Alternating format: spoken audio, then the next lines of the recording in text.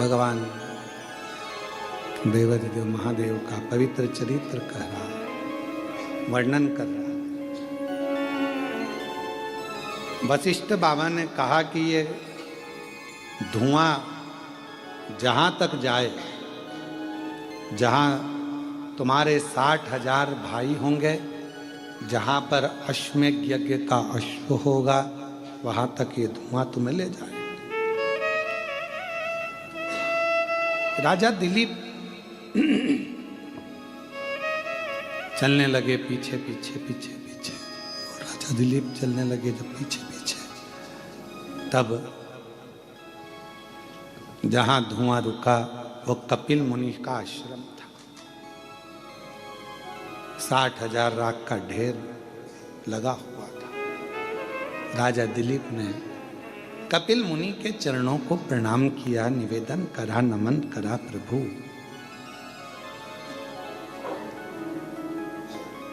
ये राख के ढेर कौन है? कहा, राजन ये तुम्हारे भाई हैं 60,000।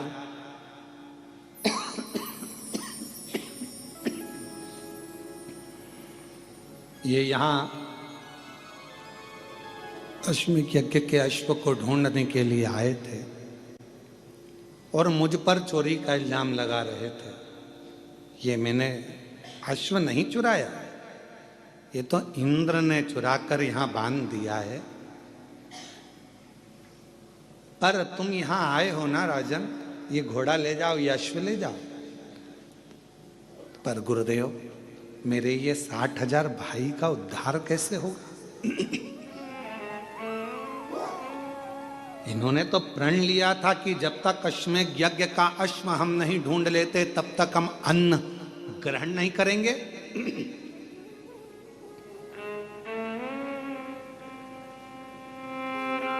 ढूंढते ढूंढते इन्होंने यहां पर आए और इनके प्राण चले गए। तो भूखे भी थे, प्यासे भी थे, कुछ भाग नहीं लिया। इनकी तृप्ति कैसे होगी? मुक्ति कैसे होगी?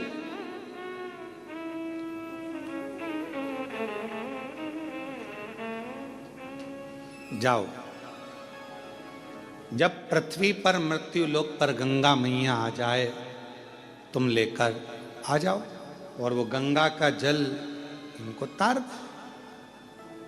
पर गंगा जल नहीं आए जब तक तो इनका मुक्त होना, मोक्ष होना, इनका अन्न भाग, इनका भोजन, इनकी तृप्ति कैसे होगी? कैसे? कपिल मुनि ने कहा, ये तो वशिष्ठ बाबा ही बताएंगे, ये तो वशिष्ठ ऋषि ही बताएंगे, मैं नहीं बता सकता। पर इतना जरूर कहता हूं, जिस दिन गंगा मैया आएगी, ये 60,000 राख के ढेर उस दिन तर जाएंगे, मुक्त हो जाएंगे।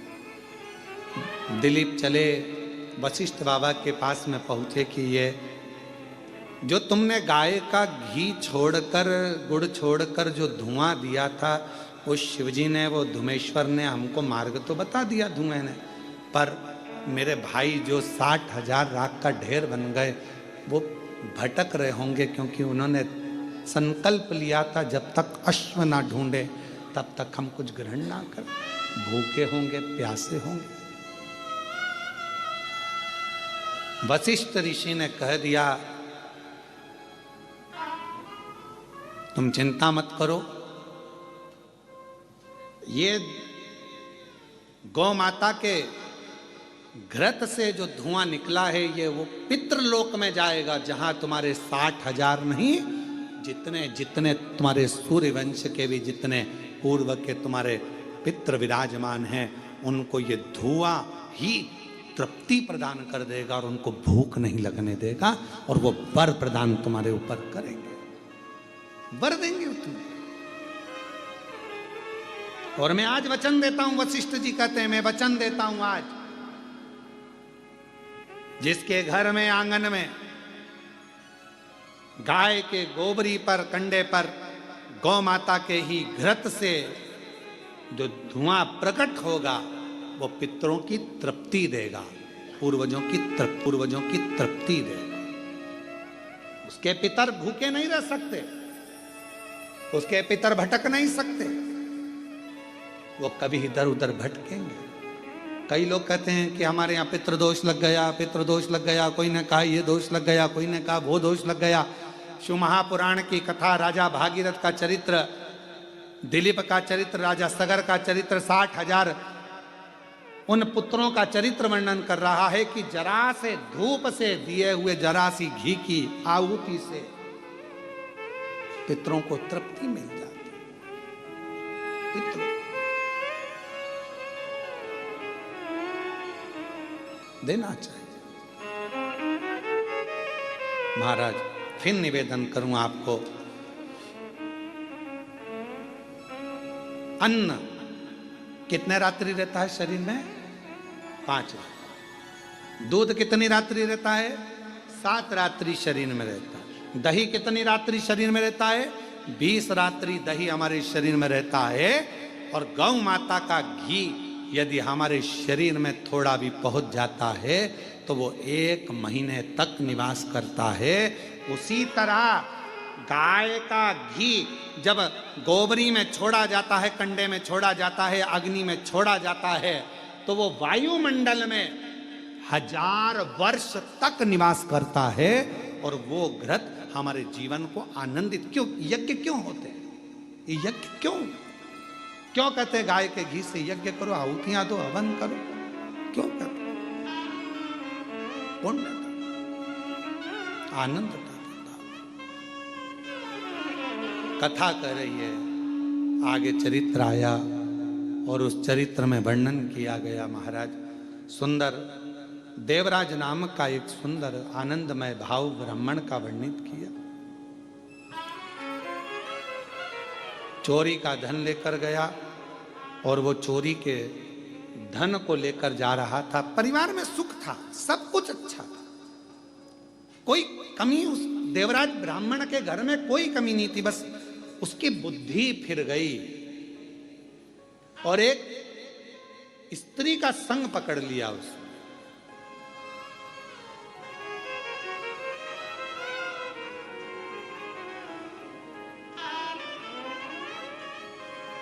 अब ये दुनिया के लोग ये पर स्त्री का संग जहां मिल जाता है वहां व्यक्ति है, खुद के बच्चे भूखे हैं और वो पर स्त्री का संग मिला तो उसके बच्चे का पेट भरना।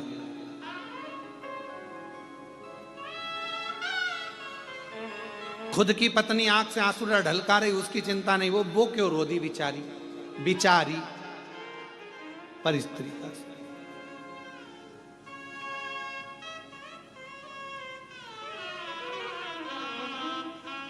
अरे भाई,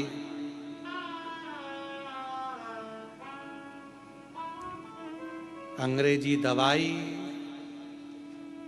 इन्फेक्शन कर जाती है, इसलिए देसी दवाई ही ठीक है।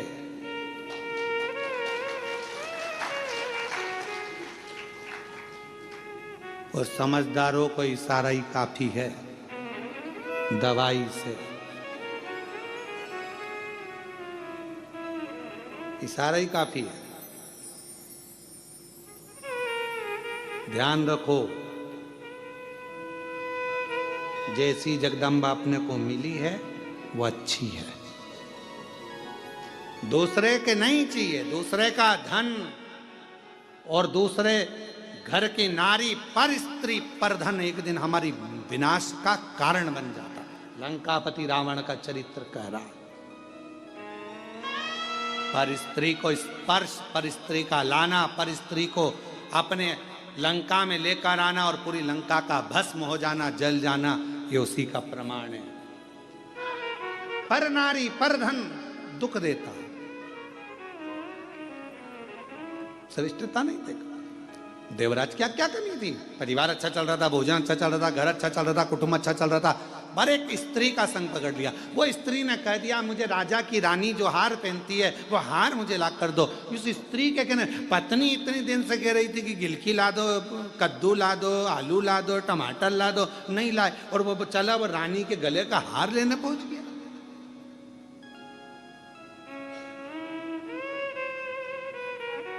क्यों विचार कर?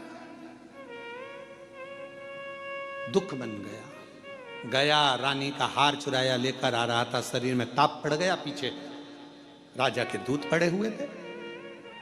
सैनिक पड़े हुए थे। चोरी का धन लेकर शंकर जी के मंदिर में पहुंच गए। शरीर में ताप पड़ रही थी, बुखार आ रहा था, शरीर में कष्ट पड़ रहा था।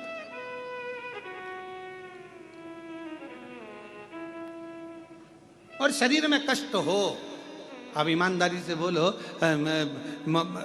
तुम बीमार पड़ जाए तो वो पर नारी तुमको संभालेगी क्या? बोलो बोलो, जम के बोलो जरा, नहीं समझ। अगर बीमार पड़ गए, पांव टूट गया, हाथ पैर टूट गए, कोई बीमारी आ गई, कष्ट आ गया, वो पर नारी को तुम्हारी बीमारी से मतलब नहीं, एक दिन पूछने नहीं आएगी कैसे हो। उसको तो तुम्हारे 1000 और 500 से मतलब था, तो वो पूछने नहीं आएगी। पर घर में जिसको तुमने 10 रुपए भी नहीं दिए, एक साड़ी नहीं दिलाई, तकलीफ में होने पर वो नारी तुम्हारे लिए इंतजार करना, तुम्हारे लिए बाट जोना, तुम्हारे लिए भोजन बनाना, तुम्हारे लिए दवाई लाना, तुम्हारे लिए तकलीफ, कितना कितना चाहिए। क्यों? शिव महापुराण की कथा कहती है, ध्यान रखो, ध्यान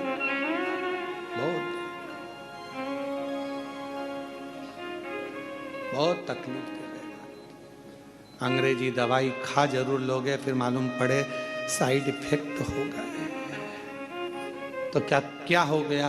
किडनी खराब हो गई, लीवर गड़बड़ हो गया, शरीर डैमेज हो गया। पुराने तुमने खूब दवाइयाँ खाई, इससे तो देसी दवाई खा लेती तो थोड़ा साइड इफेक्ट नहीं होता। इसलिए निवेदन है कि इन अंग्रेजी दवाइयों से बचो, ये नुकसान दे जाएगी। पर धन पर स्त्री तकलीफ दे जाएगी। बच्ची शरीर में ताप पड़ा, कथा कानों में पड़ गई एक क्षण की। महाराज जी बोले हर हर महादेव, जैसे ही बोले, बोलते से इनका ध्यान चले गया। इसको लगा मेरे सिर में दर्द है, ऊपर से महाराज और चिल्ला रहे हैं। कभी कभी लोगों के ध्यान में नहीं मारे, और हम जितना भजन करें वो दिल से भले एक बार जपो, और श्री शिवाय नमस्तुभ्यं, श्री शिवाय नमस्तुभ्यं, श्री शिवाय नमस्तुभ्यं, श्री शिवाय नमस्तुभ्यं, श्री शिवाय नमस्तुभ्यं, श्री शिवाय नमस्तुभ्यं। एक बार जपो। पर भाव जरूरी नहीं है कि अपन वो 3 करोड़ खर्च करे तो अपन 3 करोड़ करो, वो 5 करोड़ खर्च करे तो अपन 5 करोड़ करो, जरूरी नहीं है। देखा देखी में काम बिगड़ जाता है। एक बार एक एग्जाम में लिखने को आ गया, बच्चे एक के पीछे एक बैठे थे, लिखने को आया कि दिल्ली की सबसे बड़ी मीनार का नाम लिखो। आगे वाले ने लिख दिया दिल्ली में कुतुब मीनार है। अपने से जितना कपिल मुनि बैठे थे, तप कर रहे थे, साधना कर रहे थे। और कपिल मुनि तब साधना कर रहे हैं, और 60,000 पुत्रों ने जाकर देखा कि ये तो आंख बंद करके बैठा हुआ है। घोड़ा हमारा चुरा के लाया, अश्व हमारा लाया, और तप करने बैठा। कई बार जरूरी नहीं कि जो हमने देखा है वही सत्य हो, उसके पीछे कोई क्रम भी हो सकता है।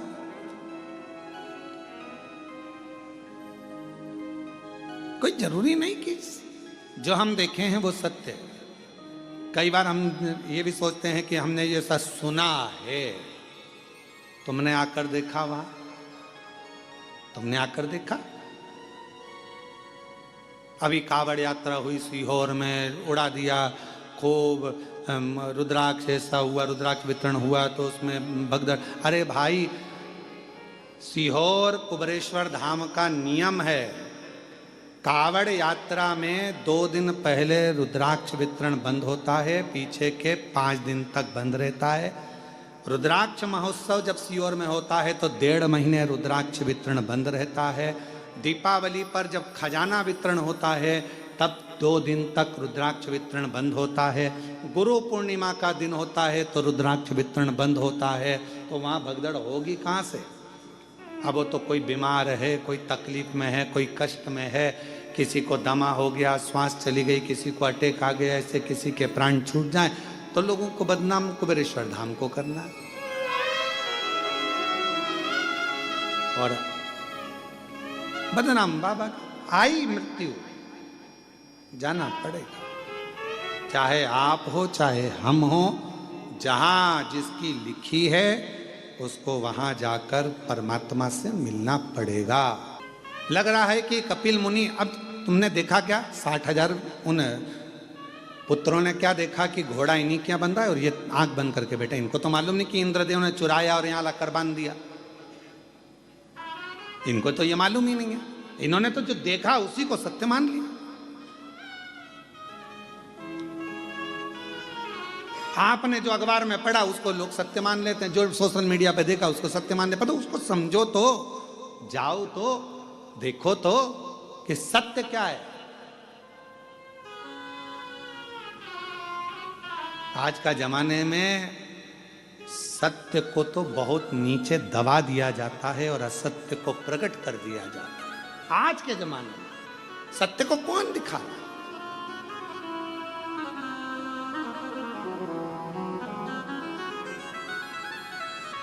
शिव कथा कर रही है, भगवान का चरित्र कह रहा है, पावन चरित्र वर्णन कर रहा है। देखा कि आश्रम बंधा हुआ है कपिल मुनि के आश्रम में। बड़ा आश्चर्य हुआ। एक संत आंखें बंद कर कर बैठा है, तप कर रहा है, साधना कर रहा है, और बताओ उसने वो घोड़ा बांध रखा है, वो भी चोरी कर कर। गुस्सा आ गया 60,000 उन पुत्रों को, और उन्होंने तुरंत कपिल मुनि को अपशब्द कहना प्रारंभ कर दिया। हार हार महादेव, अपशब्द कहना प्रारंभ करा। जैसे ही कपिल मुनि को अपशब्द कहना प्रारंभ करा तो कपिल मुनि के नेत्र खुल गए। तुम चोर हो, तुमने हमारा अश्व चुराया है। अश्वमेध यज्ञ का जो सुना, कपिल मुनि के नेत्र की ज्वाला भड़क पड़ी। और तप में कोई डूबा हुआ होता है, साधना में कोई डूबा हुआ होता है, भक्ति में कोई डूबा हुआ होता है, उसकी नेत्र की ज्योति में तेज उत्पन्न हो जाता है। एक तेज,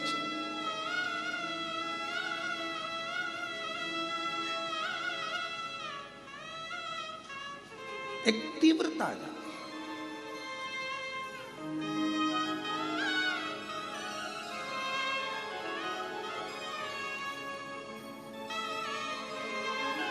हम क्यों कहते हैं कि हम भगवान को देखें, भगवान हमें ना देखे? अपने नेत्रों से परमात्मा हमको ना देखे, भीतर के नेत्र से परमात्मा हमको देखे। शिव जी ने अपने नेत्र से कामदेव को देख लिया था, जलकर भस्म हो गया था। भगवान ने तृणावत को देख लिया था, तृणावत जलकर भस्म हो गया था। हम परमात्मा को देखें, परमात्मा हमको तो केवल भीतर के नेत्रों से, हम भगवान को याद करें। ये जरूरी है कि हम परमात्मा को याद करें, पर भगवान से कहना तुम हमको याद मत कर लेना। जिस दिन उसने तुम्हें याद कर लिया तुम यहां नहीं दिखोगे, सीधे ऊपर। भगवान से कहना हम तुम्हें याद करें पर तुम हमें याद मत करना। याद उसको करा जाता है जो दूर चले जाता है। मेरे शिव, आप तो अपने हृदय में हमको बिठा कर रखना, हमें याद मत करना। हम तेरे पुत्र हैं, हम तेरी संतान हैं, हम तेरी औलाद हैं। अपने हृदय में, अपने दिल में। आज हम कृष्णेश्वर बाबा के दर्शन करने गए, और जब कृष्णेश्वर बाबा के दर्शन करने के लिए कृष्णेश्वर बाबा के मंदिर में पहुंचे हैं तो बाबा से जाकर हमने एक ही बात कही, हाथ जोड़कर उनसे स्पर्श करते हुए कहा, बाबा बड़ी करुणा करी आपने। ये कथा आपकी गोद में हो रही है, बेरुल में हो रही है। कृष्णेश्वर बाबा, इस कथा को मैं किसी को